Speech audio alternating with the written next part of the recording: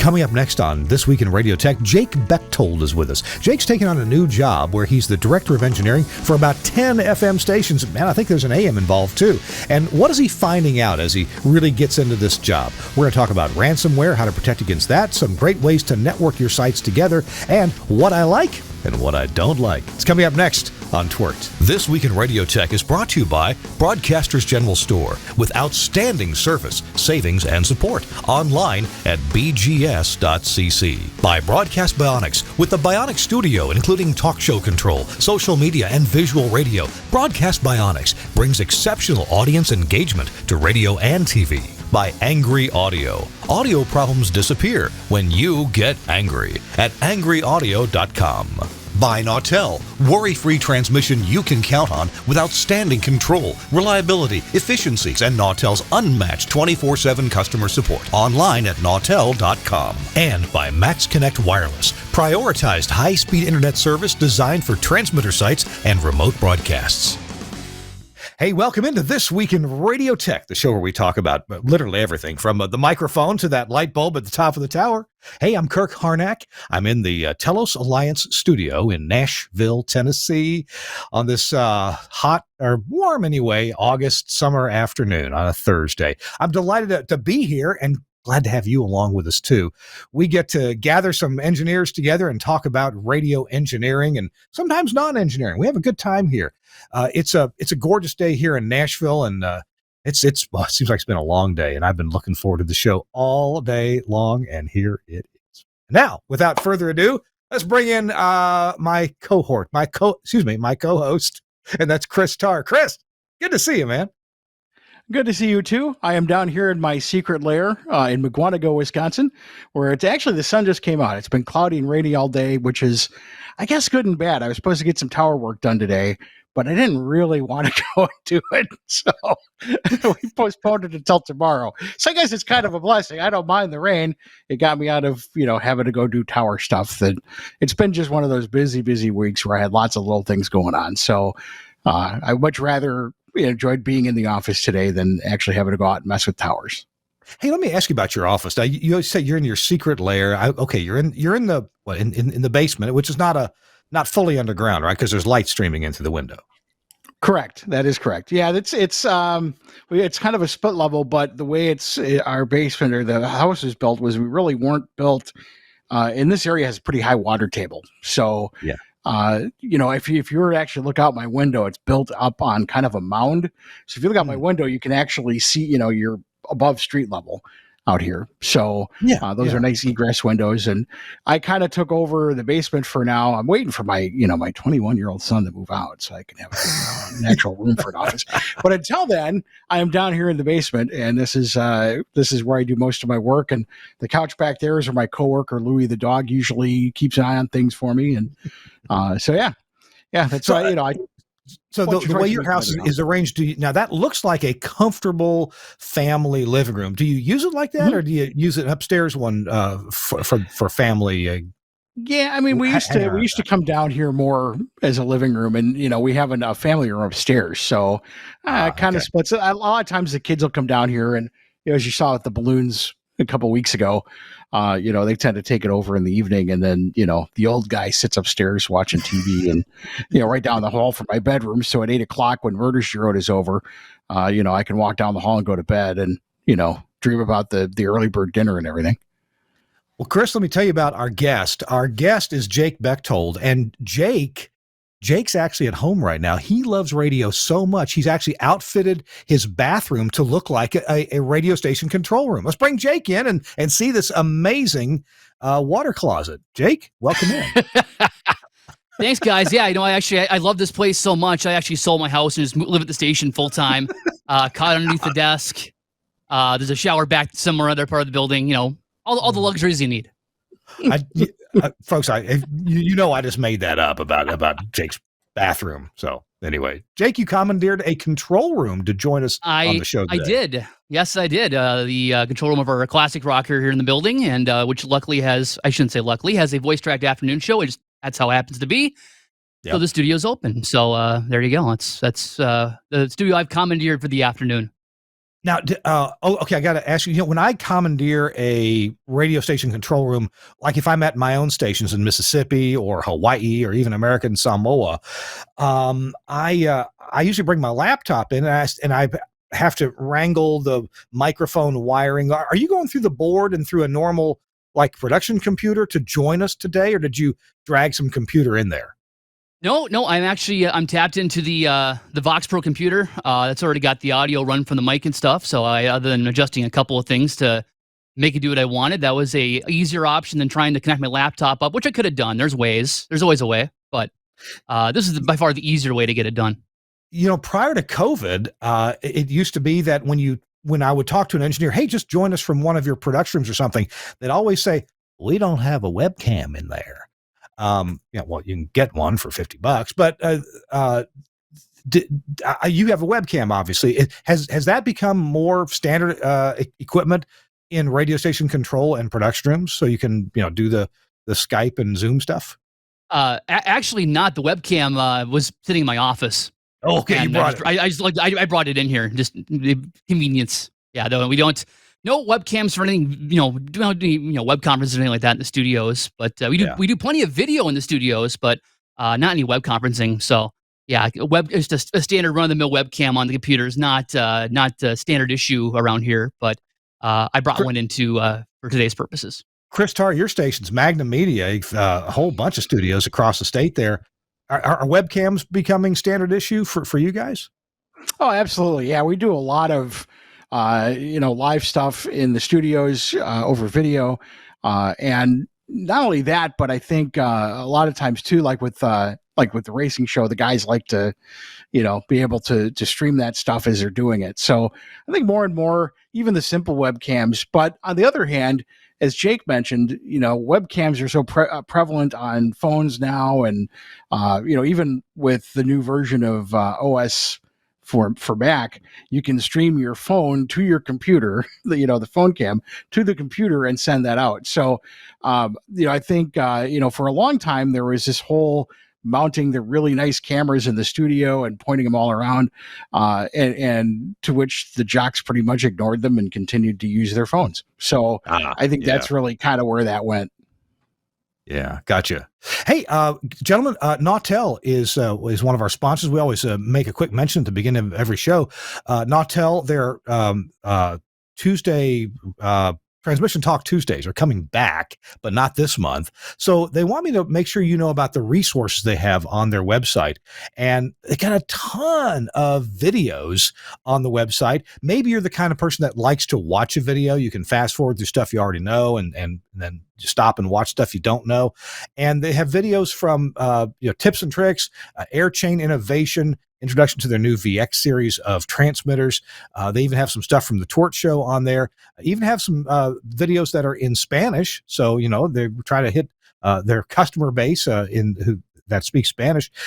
So lots and lots of videos on how to get things done, some tips, some tricks, some downright instruction on how to get something going. So check that out. The Nautel website, go to resources and then look for videos. They also have white papers. They also have a lot of articles on how to do certain things. Like, for example, maybe you're doing like I'm going to be doing, hooking up my first FM HD radio facility. Hey, I've done audio processing for lots of other people's HDs, but I've never hooked up my own HD. Well, I'll be doing that hopefully in a few months in American Samoa. And so, yeah, I'm going to take advantage of all the Nautel resources that have to do with hooking up HD.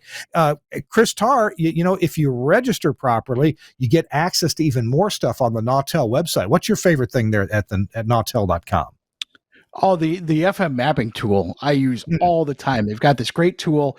It creates Longley Rice type of maps, and obviously not scientific, not good for any kind of exhibits or anything, but really fantastic for doing what ifs. Even simple things like my coworker was wondering why he was having a hard time getting one of our signals at his house. Well, I was able to run that map and show him that he lives kind of in a valley, and so the signal shoots right over him. So there's some great stuff there. Also, just some good white papers and things like that. It's the NUG, the Nautel Users Group. Fantastic resource on their website. Good deal. Nautel.com. Thanks, Nautel, for sponsoring This Week in Radio Tech. We'll let you know as soon as they restart the Transmission Talk Tuesdays. That we'll have to get Jeff Wilton to get back to his house instead of being on the road so he can host those things. They're a great time to get together, and you get to ask questions too. So stay tuned for that. All right, Jake Bechtold is our guest today. Chris Tarr and Jake are with me. And you know what really, the reason I invited Jake on, Jake, you've been on the show before years ago. Remind me of your role. Why did we have you on the show some years ago? What were we talking about? Well, I think at the time I was just a what was my official title back then? It was even different owner of the company back then. But I was part IT guy, part engineering training, and really kind of learned the ropes and really kind of get my feet wet. And I've learned 10 years later, which has been almost 10 years. I think it was March of 13, if I remember right. I didn't know anything back then, so learned a lot in 10 years. I'll tell you that right now. None of us did. So today's show is What Have I Learned in 10 Years? So we're going to concentrate 10 years of learning down to a 1-hour show. So I decided to name this show An Engineer's Life because, I follow a lot of engineers on social media, and I love what people post. For example, Tom Driggers. We're going to have Tom on the show, but he posts from all these typically West Coast transmitter sites. And he's got great pictures of things he's doing at transmitter sites. And so, Jake, you were posting some things on social media, and it looked like you were moving around quite a bit, doing this, doing that at different sites, a lot like what Chris Tarr does, and told us about some adventures last week. And actually, you know what? I ran into Tom Driggers. Surprisingly, or I guess maybe not surprisingly enough, our paths crossed. And one of the transmitters he put in was at a site that I have in Hooka, Minnesota. So actually, he and I got together and I was helping him out. It was like a week ago. It was so funny because, like you, I follow all these people running back and forth. And it just happened that, he's working his way across the country and our paths crossed at this one site. And what's funny is I've actually worked with Tom at a site as well. I do some contract stuff on the side for a small LPTV here in the area, and he was doing some repack work for them about 2 years ago. So him and I worked together on a project. So funny, you name drop somebody, and all three of us know who he is. So it's exactly. So that's the business. Well, that's exactly it. Absolutely. It's small, but as Stephen Wright used to say, it's a small world, but I wouldn't want to have to paint it. That. Okay. All right. I'll stick to the engineering part. So, Jake, tell us what you're doing now, and then we're going to hear from you about some adventures, what's been on your radar lately, and we're going to have a segment. Oh, I haven't even told Chris Tarr about this. Chris, I'm sorry. We're going to have a segment later in the show called "Things I Like and Things I Don't." So, be thinking about things I like and things I don't. And things I like, that's stuff that help other engineers. And things I don't like, you can just bitch and moan and whine and complain all you want to. About radio stuff. All right. Okay. Oh, I was going to say. Yeah. I'm already learning it, So Jake, let's jump into what are you doing now? And tell us about the job, because I think it's pretty interesting what you're doing. Yeah, so I just took over beginning of this month as chief engineer for Radio FM Media, which is the group I was working with when I was on last time. This changed owners, changed management, but I just took over as chief engineer. The chief that was here has decided he wanted to be full-time contract, start doing his own thing, and gave the reins over to me. I'm not sure why, but they did. So I'm now taking care of, and I should say him and I together, we were also doing stuff for another group of stations about 100 miles west of here. So total, the two of us were taking care of 30 signals, which was a handful. I have to say it was a handful. But with this new arrangement, I'm now just taking care of 10 signals based out of Fargo. So it's a lot easier to manage that. And it's one man show, but they're stations that have been well maintained over the last 20, 30 years. These stations have always been the leaders in the market, and it's great. It's almost is it corny to say I'm honored? That almost too corny, I think, too cheesy. But it is cool to be able to take over these stations and hopefully maintain that. And I should also add, so on top of the 10 stations, I also do some engineering for the college here in town, North Dakota State, and their football network, which our sports station is the flagship of. So 10 stations and a football network. So even with the reduction in work, it's still plenty going on around here. Have you started football games yet? No, our first game is next Saturday, the 3rd. So a little bit of time yet. I'd be interested in hearing about, your remote gear and how you're kind of planning to make sure that first time you go out, whether it's a home game or an away game, the first time you go out, you've got all your ducks in a row and you'll have a successful broadcast. So I'm interested in hearing about that. We're going to take a quick break, but coming up when Jake comes back, we're going to talk about some things like one of the things that Jake has done is simplified some of the IP infrastructure at his station. So he's working on that and trying to reduce exposure to ransomware and other malware type threats. So we'll be talking about that. And I think Chris and Jake will have some ideas to share about that. That's something that I've got to do at my own stations. And many of you watching or listening, if you're the IT person or if you're in charge of the IT person, this responsibility falls on you to try to keep your operations safe from ransomware and malware. Our show This Week in Radio Tech is brought to you in part by our friends at Broadcast Bionics and the amazing features available to you in the Bionic Studio. We'll be right back. Welcome to the Bionic Studio. The Bionic Studio brings all audience interaction to the fingertips of a production team in radio, TV, and podcast. Our workflow-led system is working 24/7 around the world for small broadcasters and national and international networks. Our telephony module, Bionic Talk Show, allows cost-effective centralization, remote operation, scalability, and resilience across an entire network of stations, but at the same time is used in single-studio self-op environments. Social media curation and activity is now considered a broadcast-critical part of programming. Bionic Social means the studio isn't overwhelmed with a wall of interaction from an ever-growing number of social platforms. We combine SMS, MMS, and email together with a speech-to-text service for listeners using smart speakers. We enable studio teams to curate, filter, and display all platforms in one place, and post text, images, and video content to multiple platforms in one operation.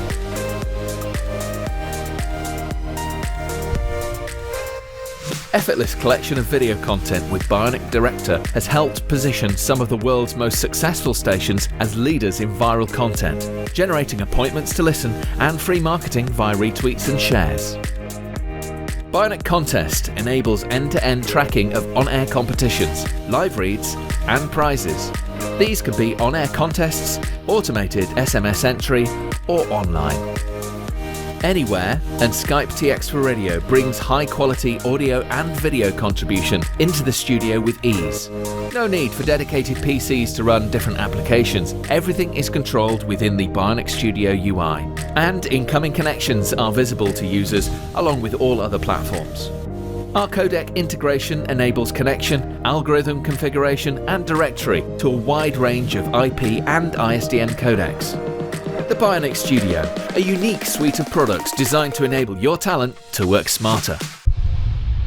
This is the kind of stuff that every broadcaster needs to at least consider putting in their studios and providing with. If you got talent at home, provide them with it too, because you can really get great social media interaction with the tools from the Bionic Studio at Broadcast Bionics. Check it out at bionic.radio or bionics.co.uk. I know, so many. There's going to be links in the show notes. So if you need to find them, you can Google them, Broadcast Bionics, or check out our show notes. All right, we're here with Chris Tarr and Jake Bechtold, and talking about Jake's new position of a chief engineer. Jake, when you moved into this position, you've been doing engineering anyway, but how did the responsibility, the weightiness, did anything really change for you in terms of you wake up in the morning? Do you feel like you're responsible for more stuff? What's that been like, just moving to the new position? Honestly, for me, there hasn't been much of a change. It's still the same old routine. Check the phone in the morning, make sure nothing blew up overnight, things like that. Yeah, as far as day-to-day stuff goes, it really hasn't changed that much. The biggest thing for me has been there are a few things on the back end, as far as dealing with vendors and whatnot that the former chief engineer would always handle. And now I'm having to go back and go, oh yeah, that's right, I have to deal with these guys now. So, figuring out who to contact, working through things like that. It's all very minor things, but all things that I was like, oh yeah, I have to take care of that now. So, but I mean, overall, no, nothing really changed. It's the same job. It's hopefully not putting out so many fires, and it's maintaining stuff. So speaking of fires, it's funny. Go ahead, Chris. I was going to say my first day as chief engineer in Milwaukee kind of reminded me of that. Is I showed up to work for the first day. I got in, I sat down at my desk, kind of got things arranged, and I said to the receptionist, I need to get my voicemail set up. Who do I talk to for that? She looked at me and went, well, that's you. That's your job.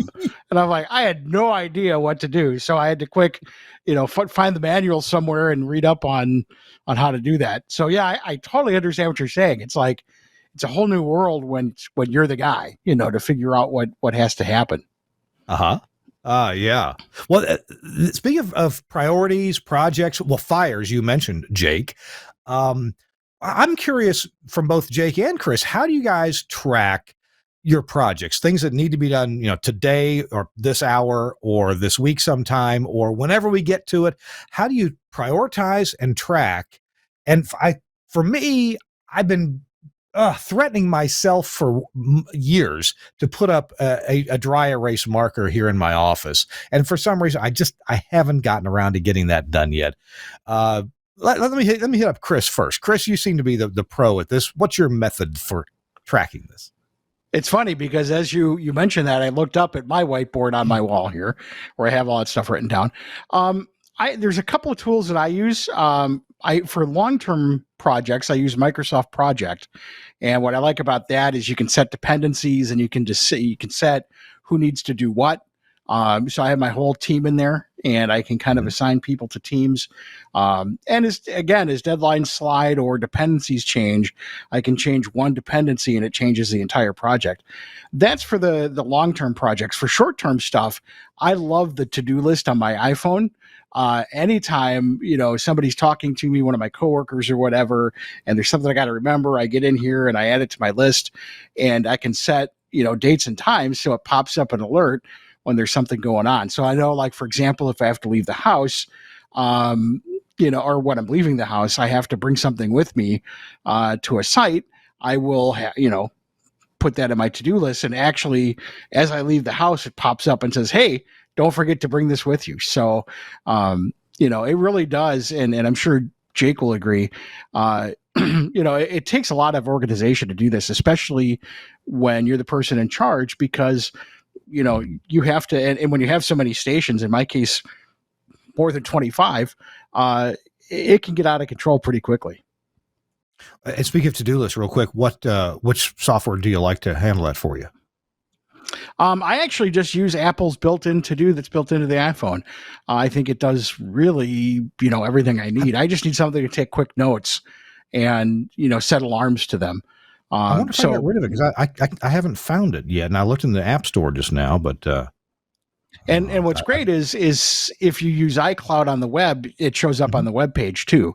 So I'm deeply in the Apple ecosystem. So I've got got an iPad, an iPhone, I've got a MacBook. So all of that stuff kind of works together. So no matter what I've got with me, even when I'm using the PC that I have for work, I can open up the iCloud page and there's my stuff.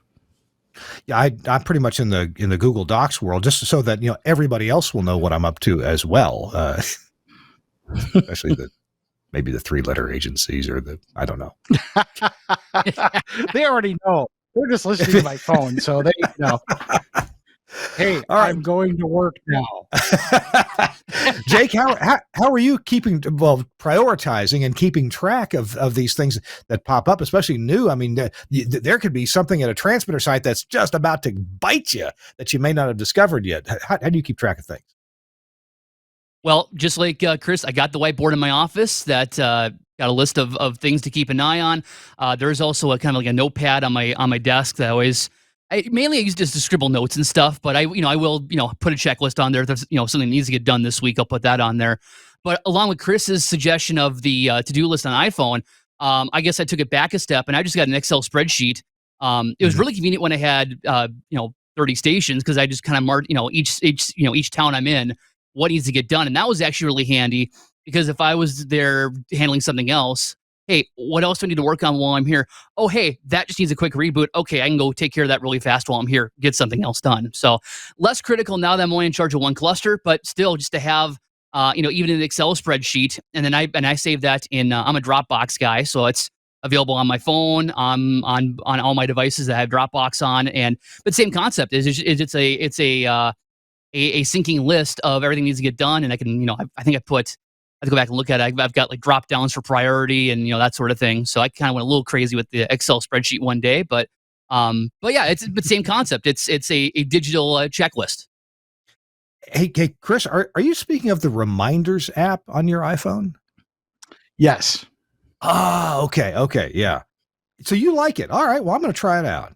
I love it. I mean, it's very simple, and I like simple because again, this is the one. Now, project is a lot more difficult and it's a lot more involved, but with reminders, it's just, again, that's my simple. Like just now, as Jake was talking, I got a message coming in from my coworker about a thing I got to file with the FCC. So I just quick pop that into reminders, and there it is. So it's just a really good way because I tend to go through a lot of email, and so if I just leave it in the email without acting on it, there's a good chance I'll miss it. So and with reminders, again, to be able to schedule those, I can also go back and say, okay, this STA needs to be extended on this date, and I can put that in my reminders with a date to get reminded. And also then it keeps my calendar clean. If I'm not having to put all my reminders in a calendar, I can just save that for appointments and things. I actually have cut down on my workload significantly by leaving all of my to-dos in my email, so I don't see most of them.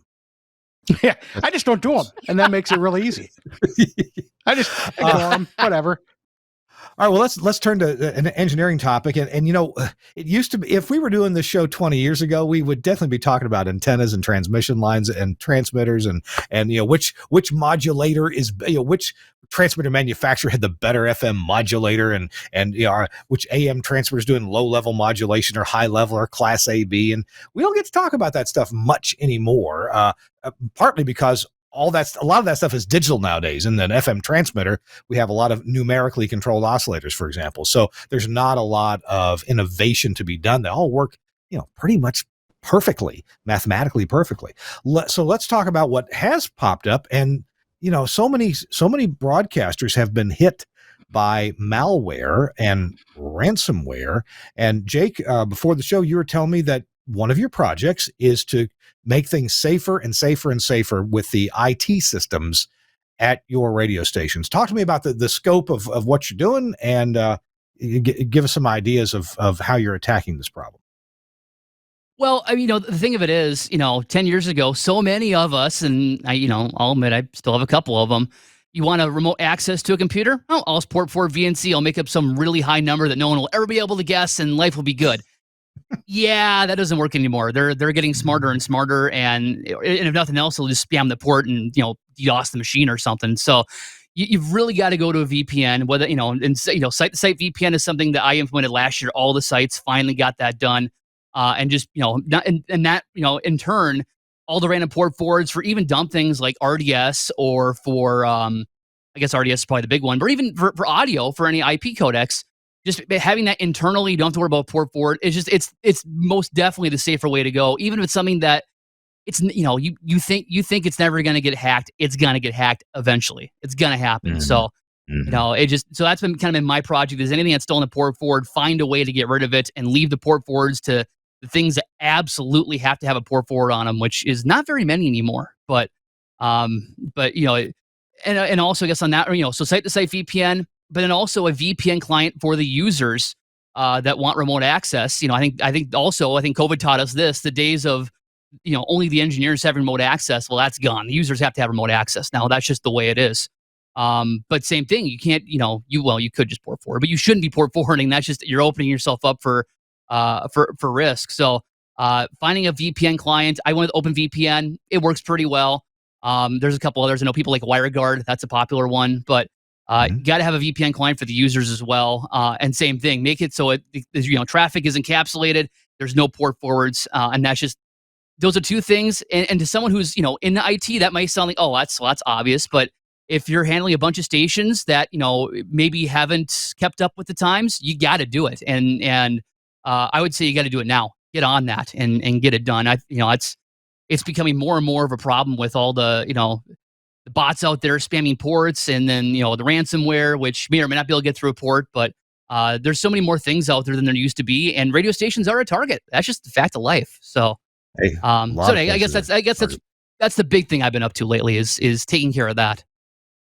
I want to hear some specifics on equipment from both you and Chris, but I think it's key to point out there are three really common types of VPNs. And Jake, when you started talking about, you said a point-to-point VPN from to different sites, and that's one thing. That's like one router talking to another router, and everything gets encrypted in an IP tunnel, so that the routers don't have to accept anything coming into them that didn't come from that point-to-point VPN, a known other point, or maybe they accept things from another kind of VPN, and that's what a lot of folks call the road warrior VPN. So this is when you've got employees that are not in the building, but they need access to things that are in the building, and that would be a commonly called a road warrior VPN. That's where your open VPN comes in, I suppose. And then there's the last kind of VPN, and this is the kind that's advertised on every podcast that I listen to, NordVPN or Super Express VPN or Skyrocket's Unknown VPN. And these are the ones that some people say they have value, others say that they may not have a lot of value. But the point is, if you're in a place where other people may see your traffic, they won't see your traffic, except all your traffic does come out at kind of known points around the world, and you get to pick where those points are. But those are also the points that some 3-letter agencies get to watch, because they know everything's coming out there, and it's less of a secret at that point. So with that setup, there's different kinds of things when we mean VPN. Jake, what's been your preferred brand of router, and how did you learn about setting up point-to-point VPN? I've kind of standardized on Ubiquity, which and the Edge router series. I've come to really like those. I found that the structure is very much similar to like Cisco iOS, but it's like a third of the price. Granted, there's no support. That's a reason why people don't like that. But for what we do, it works just fine. And the thing with Ubiquity is, anybody who's ever worked with it knows that it's a lot of knowledge base. There's not a number you can call and ask them for help. It's more knowledge base. But all the information's available online, and if you do enough looking, you can figure out how to make it work. So that's the flavor I've gone to. I know people like pfSense, MikroTik. Those are all good ones in my opinion. And we went Edge router just because that was convenient. But all three of those are really good as far as routers that can support VPN. Chris, how about you? Aren't you a Sonic Wall kind of guy? I am a Sonic Wall guy, and I have same thing. I do VPN site to site for all of my sites. One of the side benefits too is I can come up with a very logical IP scheme for everything. So that makes it a whole lot easier to manage when you're talking about literally thousands of devices on your network. So, for example, each of my network scheme is 10.1, and then each of my markets have the third subnet. So, La Crosse is 10.1.10 and Fort is 10.1.12. And I can do things like all of my Sage index are 50. So 10.1.10.50 is La Crosse's index. 10.1.12.50 is Fort's index. And then I can go one step further and the transmitter sites get a 1. So for example, La Crosse sites are going to be, transmitter sites are 10.1.110 subnet. So you can start really logically laying things out. And so I know, for example, all of my audio processors end with 100, 101, 102. My studios are 10, 20, 30. So that kind of came out of my experience with Axia. I would always do that with Axia to make source numbers easy.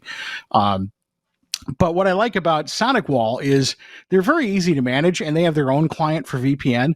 So, I can pretty much have the user download the VPN client. All they have to do is enter in their username and password, and they're good to go. And I can, easily adjust what they can and can't see, disable their access, whatever.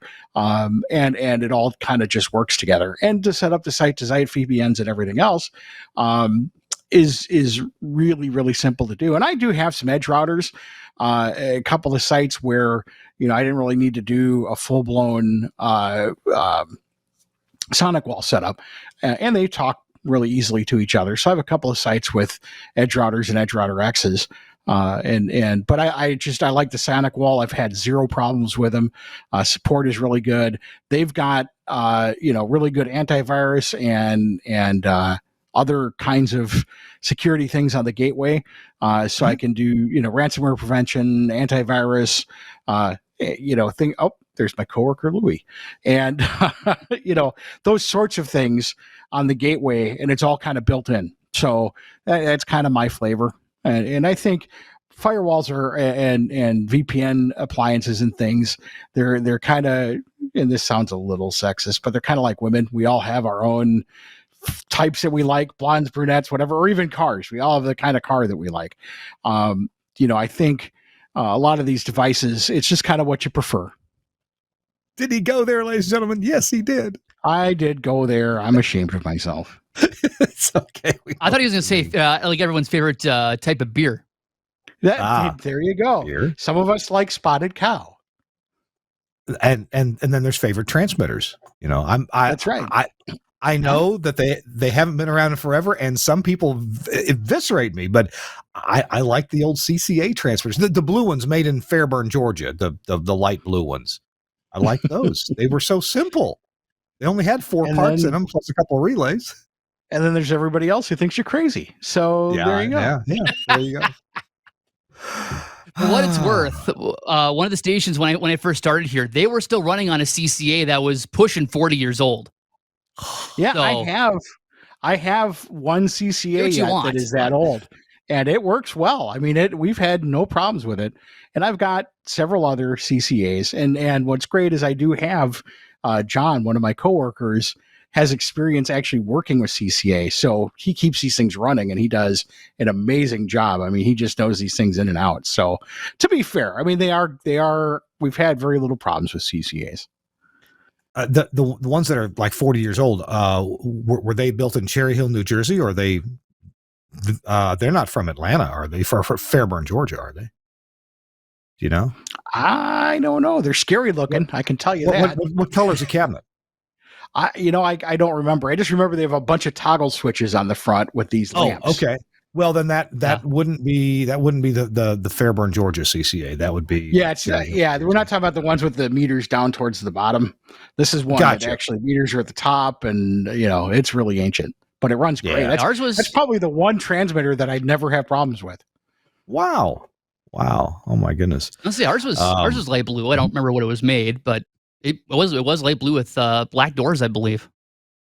Yeah. Okay. Yeah. That sounds. That sounds like. Yeah. Wow. Hey, we're going to talk about something much more modern than a 40-year-old CCA transmitter for just a minute, and that's something that is really helpful around today's today's studio builds are different. No longer are we wiring relays to the capstan motor of a cassette deck to do telescoped, air checks, right? We're not doing that anymore. Nor are we typically running heavy duty incandescent Edison bulbs in the tally lights. These days, most of these are LED bulbs, or maybe we're running the LED lights that are in modern mic arms, like the Mica mic arms and others. So you need a more modern light controller, and this is the Henry Superlight. Now, Henry makes a lot of cool things that are helpful. We've had Hank Landsberg on the show. It's been 2 or 3 years ago since we've had him on. But Hank just, designs stuff that really helps you build studios. And one of these things is the Henry Superlight. It's an LED tally light controller. Now, just like you may remember the Super Relay. And I'll bet Chris Tarr has installed a couple of super relays. Jake may be too young. I don't know. But the super light will take your contact closure from your audio console, right? And it will it can turn that into a flashing light output or a steady light output. And it can give you normally closed and normally open contact closures so that you can control different things. For example, if you've got a phone that rings in the control room, but when the mic's on, you don't want it to ring. Well, one way to do that is to just take the ringer, take those wires out, and bring it across the normally closed contacts on a Henry Superlight. It's a simple box. It's lightweight. It's easy to install. It's got these really convenient, I guess they're called Phoenix connectors on here. I hope I got that Hope I got that one right. But the other thing that makes the Superlight convenient, so many times we build several studios in a facility, and this can easily handle 4 different studios in a daisy chained wiring scheme. So you may end up putting these in a central wiring area, or you may put them in the ceiling, above wherever your light is or whatever.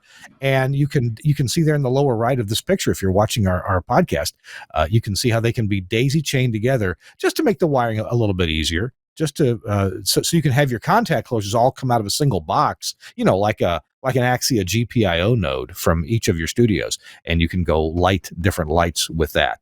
The Henry Superlight LED Tally Light Controller. Go to henryeng.com to see all the stuff that Hank Landsberg designs for broadcast studios. And remember, he's got this incredibly good surge protector for single phase or 3-phase. It's a wonderful surge protector. Hank has been on the show to explain why it's the best, and I absolutely believe him. So check it out. Thanks a lot, Henry Engineering. And if you want to get Henry Engineering gear or any other brand of gear, you call my friends at Broadcasters General Store. Their phone number is 352 and then 622 7700, 352-622-7700, or the website, as we're looking at right now on your screen, is bgs.cc. And they carry great stuff from Omnia, Telos, Angry Audio, of course, Henry Engineering, almost anything you want. And by the way, if you're doing some television work in your studios, they can get you lighting systems and cameras, just all kinds of good stuff. In fact, right there, hey, Suncast, if you scroll down, oh no, it's gone by. Chris is going to be by in a few minutes to tell you about a cool new product from Angry Audio, which you can get from Broadcasters General Store. Thanks a lot, BGS. BGS.cc for sponsoring This Week in Radio Tech. All right, we are on This Week in Radio Tech. Kirk Harnack, that's me. Jake Bechtold is our guest, and Chris Tarr is here as the interrogator. He doesn't take no for an answer. Jake, we got a couple more things to talk about. One of those is indeed protecting yourself from ransomware. And we talked a little bit about VPNs and firewalls and things like that. Okay, that's important. What else, Jake, are you doing to help protect your facilities against people clicking on the wrong stuff? Well, the problem is there's you can do all the security things you want, but there's one thing that you cannot protect against, and that is users who do not know any better. And so the way I look at it is and obviously you educate them and teach them, look at the links, make sure that everything looks right, and then, that sort of thing. But I guess I worry more about not how to prevent it, but how to recover from a ransomware meltdown, as it were. And this actually happened at one of the stations I used to take care of about 100 miles west of here. They had a individual, we'll leave nameless, who at one point clicked on a nefarious link, and all of a sudden I'm getting a call that everything in NextGen is orange, which if you ever use NextGen means the file is gone. And it ate through the entire NextGen system. The good news, at least out of that, was that NextGen's got a local database mode. I think a lot of automations have this local database mode, so it's got a backup of files. So if it comes disconnected from the server, it can keep running. Thankfully, a majority of the files were saved by each Air Computer's local database. We were able to get a majority of that back pretty quickly. But then I was scrounging for music. Luckily, that the music files were on the same numbers. These guys had the same music cuts in every market. So I had somebody send me the music cuts over, and we just started loading everything back in. So having lived through that, the lesson learned is have a backup and have it in more than one place. The other thing I've learned, I shouldn't say learned, I've read about is some of these ransomwares, depending on what machine it gets on, it'll even go after map drives and machines that weren't even affected. And just by having it connected over the network, it can start going at stuff, sure, which is obviously not good. So, backup wise, I've got a machine in the building that's got a backup of the server. We do have 2 NextGen servers for our automation, so there's at least a little bit of a backup there. But then I always make a point to I have a daily backup to a external USB hard drive, and then once a week I swap it out. And so there's always one hard drive connected backing up, and one is in my desk drawer not connected to anything. So at least then, if we have a massive catastrophe, we can get things back pretty quickly. We'll still be, a week off or whatever, but it's better than losing those files altogether and being left with nothing. So the trick is have backups and have them in multiple places. You should be doing that anyway. But I mean, with ransomware, you just got to have a backup and just don't count on being able to protect yourself. I mean, I'm not saying don't do all the things. Do all the things to protect yourself from that. Antivirus. Watch for nefarious links, that sort of thing. But it's not if it's going to happen; it's when it's going to happen, and you just got to be ready for it. Chris Tarr, what do you think? I totally agree. We're fortunate in that we don't really have anybody working in our offices. We're a distributed workforce, so generally there isn't much of a vector to be able to get in to do anything. And we also use Google services for email and everything, so a lot of that stuff gets scanned. But I do put the fear of God in everybody. And nothing makes more, has more impact than saying, do you want to be that person? I do get a lot of people, emailing me questionable links. They'll say, hey, can you check this out? And I can do the research. Our policy is real simple, is if you get a link, it doesn't matter who it's from. If somebody sends you an attachment or a link, you are to call whoever sent that to you to verify that it was sent.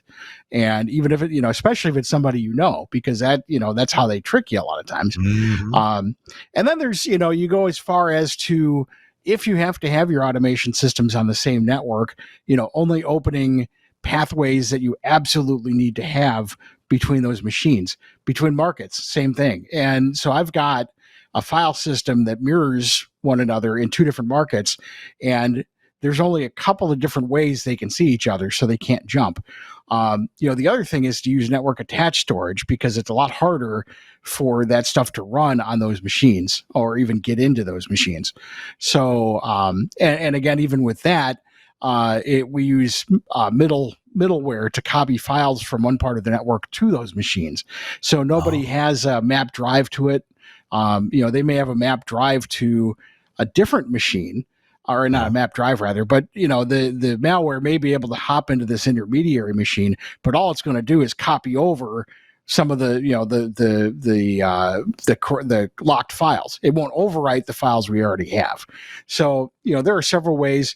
Jake made a very good point in, anytime you can have a disconnected backup, you're going to be saved. And I lived through, two big ransomware outbreaks at Intercom when I was there. So, I did learn a lot from that as well. So it's just Jake is so right. You can't control other people, and that's the ransomware makers count on that. You're not going to be able to automate your way into our system for ransomware. But if somebody happens to be in our building and they happen to open something up and it, starts to get out there, you can only do so much. It's an arms race at this point. Yeah. Yeah. Chris, what do you do to try to get employees to be on their best behavior? And I know that's not 100%, but at least you can. What if you can get from 20% awareness of don't click on that unless you went and looked for it yourself, to a 98% awareness of that kind of thing? Well, I would like to think that we're there. Again, it's information. It's a learning process. And anytime I see articles on this stuff, I send it out. I send out information on attack vectors, things like that, because I think that if they know, they have a better understanding of it. And I think that is a good part of how to get them to respond, because once they understand how this stuff works, they start to look out too, because that it becomes something they understand then. And it's not just, hey, you click on this and this happens, or it can't happen. They actually start to begin to understand the mechanics. And so, they'll look at something and go, oh, this is a PDF file, but this sender I wasn't really expecting anything from, so I'm going to call and verify that it's there. Or here's a link, I'm just going to run it by Chris and make sure that it's okay. And the other thing is my point of view, when they do that, to encourage that and to thank them and to, give them that positive reinforcement. Hey, thanks for sending me that link. I checked it out. Fortunately, this one's good. You're good to go. And always be sure to send me those links. So, it's social engineering on our part as well. I think to get buy-in, and yeah, people are going to forget and they're going to click on things. And, again, fortunately with the Google infrastructure, we kind of rely on them to scan as well. Now, if it's something that's brand new and 0 day, that might not be possible. But so far, they do a pretty good job of making sure that by the time we get it, it's been virus scanned and verified and good. And Chris, by the way, I got your email about getting some Apple iTunes gift cards, and I'll get those to you a little bit later on today. Oh, great. Thank you. I appreciate that. and I promise you, it's just getting it to me so I can refund you the money. Yeah, exactly. Jake, do you have a tip or a technique that you, or some way that you like to remind people? I like what Chris said. You don't want to be that guy who clicked on the link that brought the company down for 3 days. You don't want to be that guy. And no, cost us $1.5 million. Yeah. Well, and we, when I first, a couple years into me working here, we lived through a giant email crash that was not ransomware related. It was a on-prem Exchange server that's a story for a different time. But having lived through a massive email outage, our staff here, they're pretty good about keeping an eye on things. We have 365, so just like with Google, it has the virus scan on it. But just like Chris mentioned, I've got the staff pretty well trained here. If something doesn't look right, send it to me. I'll take a look at it and research it, and I'll let you know if it's good or not. And that's something I've been doing here for quite a while. And the people here are actually quite good about doing that. So it just it takes some training, but I Chris is absolutely right. You got to make them afraid. You do not want to be that person. Yeah. Good deal. All right. We're going to do a little segment here before our next commercial break. And that segment is called Things I Like. We're going to also do Things I Don't Like, but Things I Like. And I want to thank my friend and radio business partner, Larry Fuss, for turning me on to this thing I like. It's an app, and it's called RadioLand. RadioLand. Oh, somehow, there we go. And let's see if I can make it. Let's see if I can make it update so you can see what it does when it starts up. All right, let's try to. Oh, come on. I want to close the app here. Hang on. Sorry, folks. I kind of know how to do this. All right, here we go. We'll start the app, and it starts up, and it acts like it's scanning the dial in your neighborhood. Okay, and you can set it for a different location, but by default, it's your location. So there we go. I've got WFSK, WVCP, WAYM, WKYU, and it gives you the signal strength you should expect. For example, KYU. Well, that's isn't that in Bowling Green? Yeah, it's Bowling Green, Kentucky. I'm not going to be able to pick that up hardly.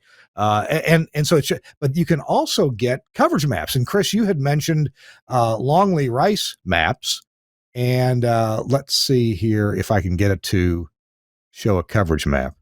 Can show you a terrain profile. It's brought that up. And I realize you can't see this very well on my camera. There's a terrain profile, and it's slowly building up a coverage map. Here we go. Let's see if, come on. You going to show me? Sometimes it's faster than others, but it can show you a Longley Rice map, and it's not showing it right now, but sometimes it takes it a few minutes to calculate that. So anyway, I like that. RadioLand. This is for iOS for your iPhone. I don't know if there's an Android version for that as well. So that's something I like. Chris Tarr, you got something you like? I like weed. Lots of weed. No, I mean lots. No. Actually, what I really like is, and I see now, the weed thing threw me off. Cavell Mertz. They have something called the Facilities Activity Report, and you can sign up for this. I mean, it costs money per station. But for example, I have all of my stations set up, and every week on Saturday morning, I get an email that has, first of all, the first page is kind of the executive report. that shows anything that may be concerning to you in terms of applications filed the previous week that might affect your stations. So on AM, it'll show like, co-channels across the country. On FMs, it shows things within, 100 miles or whatever.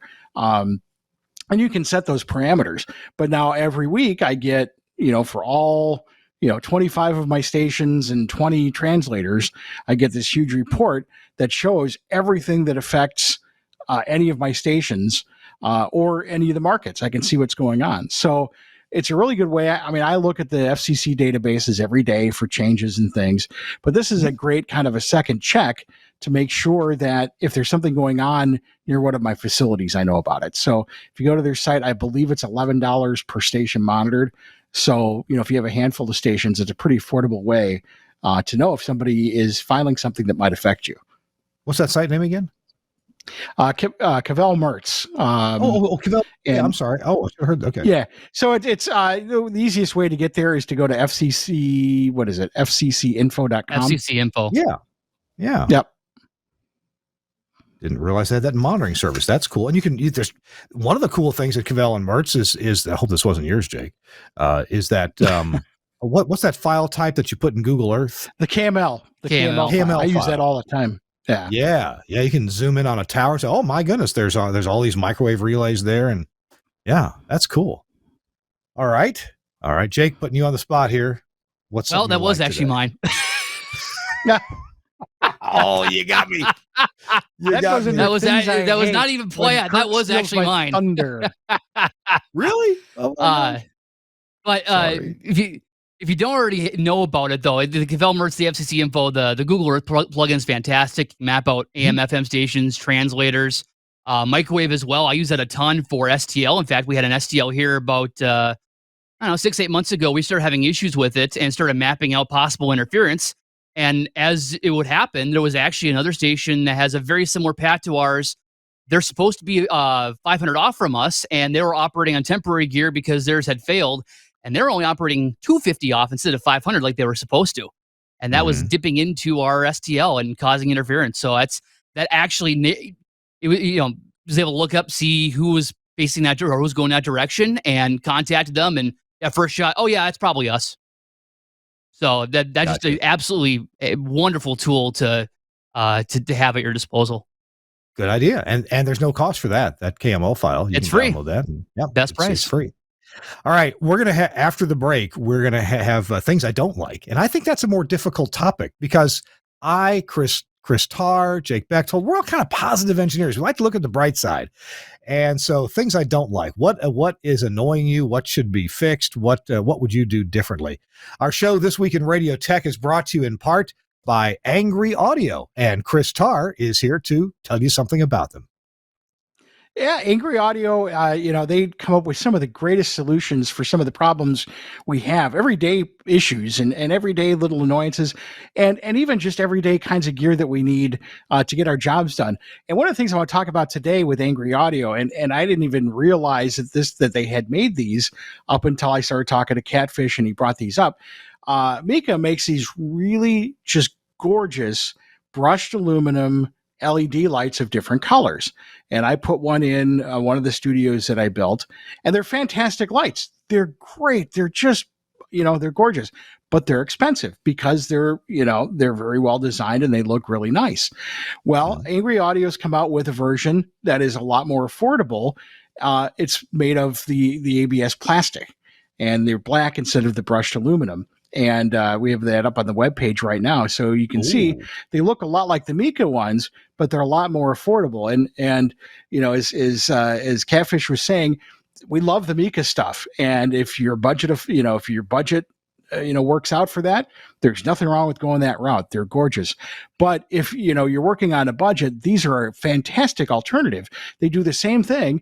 And, but instead of having that really expensive design, they are a whole lot more affordable. And they use the RJ45s. They use Studio Hub, and you can get the Angry Audio light driver that goes with them. Now, you could use, if you just had a couple of lights, the one or two, you could use the Henry Engineer controller. But if you use the Signal Light gadget from Angry Audio, you can control each one of those lights by just plugging it in. That was actually, you mentioned earlier, the Super Relay. That's actually how I did my Mika lights when I put them in, 10 or 15 years ago, is I used the Super Relay to do that. And that's a lot of wiring, and that can get really confusing with, powering each one, getting the relay closures for each one. This gadget, the light gadget, makes this so much easier. You literally just take the RJ45s and plug them in, and you're good to go. So this is one of those great things that it's a great solution. It's for those of us who can't afford to get the really nice Mika lights, we can still get the functionality of these multicolored lights. And you could use like red for on air, or for the hotline ringing, green for, all these different, your mind's really your limit on what you can do with these lights, but they're a great addition. And I think you're really going to like them. I think you're going to find a lot of uses for them. And again, when you're, as they say, don't get mad when you get hung up on this stuff, get angry, and go to Angry Audio and check out some of the solutions that they have there. This is one of them that I was really excited about because I love those Mika lights. It's just, sometimes you just don't have the budget for something like that, but you really want that nice finishing touch. And that's a great alternative for that. I can't wait until I hit the jackpot and see what that light does. That's the other thing. You could do it for that if you wanted to. The sky's the limit to what you can do with those lights. That's right. Thanks a lot, Angry Audio at angryaudio.com for sponsoring This Week in Radio Tech. And a real quick message from our friend Gary Morrill. He's going to tell you about this box right here. Gary? I'm Gary Morrill, Midwest Regional Director of Engineering for Alpha Media. When I first spoke with Josh Bone about Max Connect, he told me they'd work great for remote transmitter sites where connectivity was a challenge. And he's absolutely right. We even have sites where we're using this as a backup to our STL using Max Connect's dual carrier option, and it works perfectly. We also have times where we need to be able to get out to a venue where it's kind of challenging because everybody and his brother is trying to stream video at the same time, like at a big sporting event. And you know what? Our data gets through every time because it's prioritized packet data. It works for us. It'll work for you. Max Connect. Check it out. And I've got one right here. It's a Max Connect 4G LTE modem with prioritized data. And the modem really isn't the key here. I mean, it can be another brand, but this one happens to be a Cradle Point, but there's others that work as well. It is the SIM card that goes inside and lets you connect to one of your favorite wireless carriers. And Jake Bechtold, Josh Bone. I don't know where that came from. JV, Josh Bone. JV. That's it. And Max Connect has made agreements with the different carriers to get you prioritized data, prioritized over everybody else except first responders. AT&T, T-Mobile, Verizon, whatever you like. And even if you're in Canada, they've got a deal there as well. So check it out from Max Connect Wireless. I know it's spelled funny. There's a link in the show notes. And it's a great service. A lot of folks are loving this because it works well for them and solves a problem. All right, things I don't like. Chris, this is a tough topic for you because you're such a happy, positive guy. Is there something you don't like? Oh, no. I have something I hate. I despise. It makes me angry. Plastic zip ties. I hate plastic zip ties. I would abolish plastic zip ties if I could. Whoever created them is evil. I much prefer Velcro for tying up and dressing wires. The problem with zip ties, as we all know, people put the things together, they zip them up, and then you can't make any changes. If you need to add a wire or you need to, take one out, you're having to cut them back off, put new ones on, or, they don't cut them cleanly and they got the little points and you scrape up your hands. And, they just, I don't know why. I just have a thing for these zip ties. I don't like them. So I actually make a point, and with my team as well, we use Velcro for everything. So when you tie up a bundle of cables, you use a Velcro. It's really easy to unVelcro, throw another one in there, take one out, Velcro it back up. They look nice and neat, and it's just a much better way and a much more efficient way to do wiring. Good point. Good point. So you don't lace your wire, your cable runs anymore. Who laces cable rods anymore? Nobody. I guess nobody does that. They just use a ton of cable ties and zip ties and, zip them up. Yeah. Good point. I don't disagree with you. I don't think I hate them quite as much as you do, but because I do use them. But you make some good points, and Velcro would be better. How do you get your Velcro wraps, and how do you get them cheaply enough to where you're satisfied? Amazon. You can get, I think I just bought 4 rolls of ones that actually will separate, and they have the tabs in them, so you can actually loop them through and tie them tight. I was like $20 for 4 rolls or something. I mean, even if you wanted to go even cheaper, you can buy, the big bulk rows and just cut off what you need. I mean, they're just... In fact, they're actually probably cheaper than buying a whole bunch of good quality zip ties. Yeah, you could be right. Wow. So I'll give a real quick thing I don't like, and then we'll ask Jake. Lately, I have made some Cat 5, Cat 6, Cat 5e cables, and I remember to put the boot on first, right? And so I don't have to run it 30 feet from the other end, and then put the RJ45 on, slide the boot over. And then I go to push this into whatever device or Ethernet switch or whatever that it's going into, and it pulls right back out. It doesn't, the tab doesn't latch into it. And I find out that the boot is interfering with the tab. The boot is actually holding the end of the plastic tab down just enough to where it doesn't snap into place. And so these boots, and I'm sure I bought the cheapest boots out there. So I don't like these boots that hold the tab down. And of course, if you don't push them all the way to cover the tab, then the boot serves no purpose anymore anyway.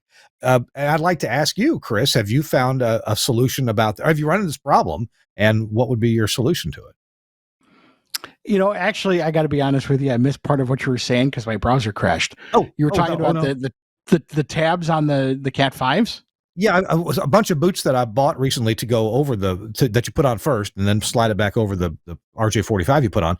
The little arch in it that's supposed to let the tab go in holds the tab down just a little bit, just enough to where it just pulls right back out of whatever equipment. Either that, or they're so stiff that you can't push it down enough to release the tab. I actually, even if I do get cables with the boots, I generally don't use the boots. I don't know that they, they look clean and they're nice that way, but I've just had more problems than not with the boots. So I usually just skip them. Gotcha. All right. Well, let's see what Jake thinks either about that or about his own pet peeve. Jake? Well, it's funny you mention that with the boots, because I've been doing the same thing, and I think it's because they make and I forget what brand it is, but it's the pass-through, and I'm gonna get some flack for admitting to using the pass-through RJ45s. I'm sure I'll be burned at the stake for that, but it's a certain brand of those, and then there's a certain brand of boot, and I have found that those brands have to match. If you try and mix match, say you find some knockoffs on Amazon or something, if you try and mix and match, they don't crimp right. And I think that's what the problem is. At least that's what I found anyway. But much like Chris, I have just not put the boot on, and I've left it out without it. I used to be a big, proponent of, it's gotta have a boot on it. Just lately I've kind of just gone without, and it's been fine. I gotta be honest with you, Jake. I used to poo-poo the pass-through connectors until I started using them. They're awesome. I love them. I mean, I used to, when I first saw one of my coworkers using them, I'm like, what is that? Real men don't use pass-throughs. and then I started using them, and they're amazing. In fact, they're giving me a hard time. He's like, oh, I see you're using pass-through connectors.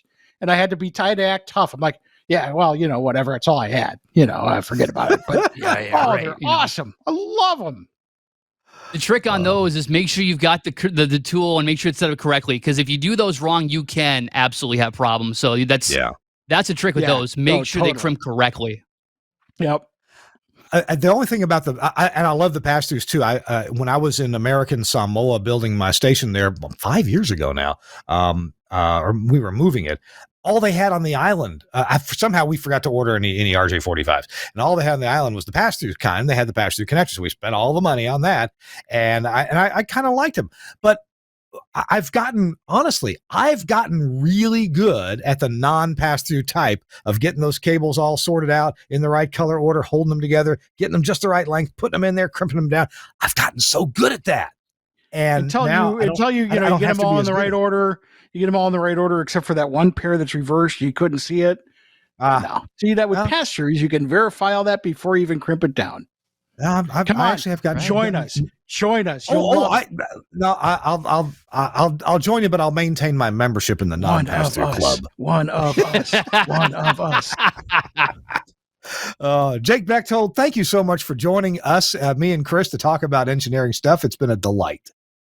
Well, thanks for having me. I really appreciate it. Well, we'll have you back sometime. When you do something significant, let us know. Yeah, well, we'll keep waiting on that. Chris, I guess you're coming back next week, whether you do something significant or not. Yeah. They, you keep asking me back. That's that's on you, man. That's on you. I know. Next week, Chris, we've got a fellow with an interesting name. We have Jean-Luc Wasmer. Jean-Luc Wasmer is going to be with us. We're going to be talking about streaming. He's German, isn't he? I don't know. I thought Jean-Luc was French and Wasmer sounds German, so I don't know. He's from a mixed family, apparently. So he'll be here to talk about programmatic stuff. And it's not deep engineering, although engineers play into this stuff all working right, but it has to do with programmatic ad insertion and streaming and things like that. And I really think it's important that engineers understand how that works so they cannot be part of the problem of it not working right. Make sense? That's to me, because it depends on the engineer. Well, just like everything else we do in broadcasting, the engineer needs to be part of it all working right. So that's coming up. Chris Tarr, thank you very much for being with us today. I appreciate you very much, buddy. Glad to be here as always. All right.